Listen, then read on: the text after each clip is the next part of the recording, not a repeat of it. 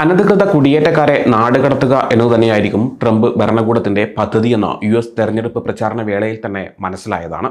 കുടിയേറ്റക്കാരെ നാടുകടത്താൻ നിരവധി പദ്ധതികൾ ഭരണത്തിലേറുന്നതിന് മുമ്പ് തന്നെ ട്രംപ് ആസൂത്രണം ചെയ്തിട്ടുണ്ട്.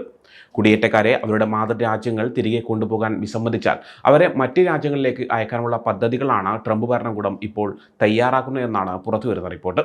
ടർക്കസ്, കൈക്കോസ്, ബഹാമസ്, പനാമ, ഗ്രനേഡ തുടങ്ങിയ സ്ഥലങ്ങളിലേക്കാണ് അനധികൃത കുടിയേറ്റക്കാരെ നാടുകടത്താൻ ശ്രമിക്കുന്നതെന്നാണ് പുറത്തുവരുന്ന റിപ്പോർട്ട്. ഇതിനർത്ഥം പല കുടിയേറ്റക്കാരും അവർക്ക് ഭാഷ അറിയാത്ത, സുഹൃത്തുക്കളോ കുടുംബമോ ഇല്ലാത്ത, സംസ്കാരവുമായി ബന്ധമില്ലാത്ത രാജ്യങ്ങളിൽ കുടുങ്ങിപ്പോയേക്കാം എന്ന് തന്നെയാണ്. നാടുകടത്തുന്ന രാജ്യങ്ങളിൽ നിയമപരമായി ജീവിക്കാനും ജോലി ചെയ്യാനും ഇവരെ അനുവദിക്കുമോ എന്ന കാര്യവും വ്യക്തമല്ല.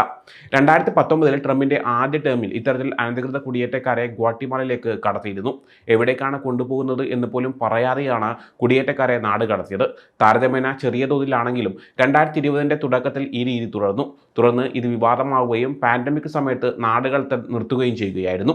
വെനസ്വേല, ക്യൂബ, ചൈന തുടങ്ങിയ രാജ്യങ്ങളിൽ നിന്നുള്ള കഴിയുന്നത്ര കുടിയേറ്റക്കാരെ നാടുകടത്താനാണ് ട്രംപ് ഭരണകൂടം തയ്യാറെടുക്കുന്നത്.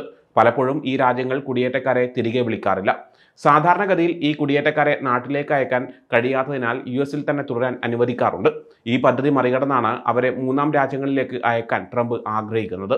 US നിന്ന് നാടുകടത്തപ്പെടുന്ന മറ്റ് രാജ്യങ്ങളിൽ നിന്നുള്ള കുടിയേറ്റക്കാരെ സ്വീകരിക്കാൻ മെക്സിക്കോയെ സമ്മർദ്ദത്തിലാക്കാനും ട്രംപ് ആലോചിക്കുന്നുണ്ടെന്നാണ് റിപ്പോർട്ട്. ഇക്കാര്യം അംഗീകരിക്കാൻ മെക്സിക്കൻ ഉൽപ്പന്നങ്ങൾക്ക് താരിഫ് ഏർപ്പെടുത്തുന്നത് പോലുള്ള ഭീഷണികൾ ഉപയോഗിക്കാനും സാധ്യതയുണ്ട്. അമേരിക്കൻ സിവിൽ ലിബർട്ടീസ് യൂണിയൻ പോലുള്ള ഗ്രൂപ്പുകൾ ട്രംപിന്റെ ഈ നയങ്ങൾ അപകടകരവും നിയമവിരുദ്ധവുമാണെന്ന് പറഞ്ഞ് ശക്തമായി എതിർക്കുന്നുമുണ്ട്. അറസ്റ്റ് ചെയ്യപ്പെട്ട് ഒരാഴ്ചക്കുള്ളിൽ കുടിയേറ്റക്കാരെ US നിന്ന് പുറത്താക്കാനാണ് ട്രംപ് ഭരണകൂടം ലക്ഷ്യമിടുന്നത്.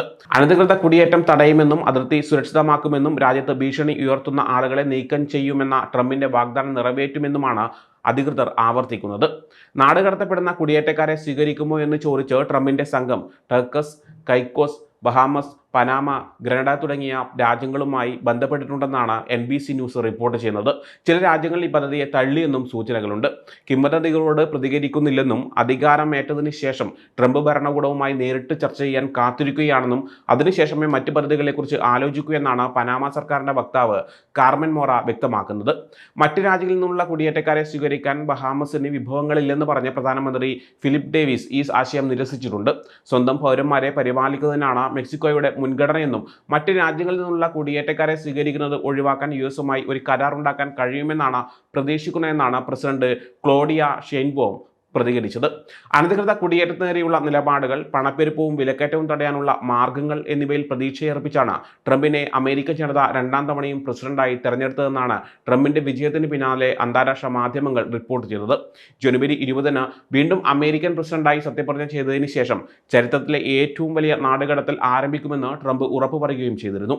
പ്രസിഡന്റ് ജോ ബൈഡന്റെ ഭരണകാലത്ത് റെക്കോർഡ് കുടിയേറ്റക്കാർ അനധികൃതമായി രാജ്യത്ത് കടന്നിട്ടുണ്ടെന്നും ദശലക്ഷക്കണക്കിന് ആളുകളെ നാടുകടത്തുമെന്നും മെക്സിക്കോയുമായി അതിർത്തി സ്ഥിരപ്പെടുത്തുമെന്നും ട്രംപ് മുമ്പ് വ്യക്തമാക്കിയിരുന്നു.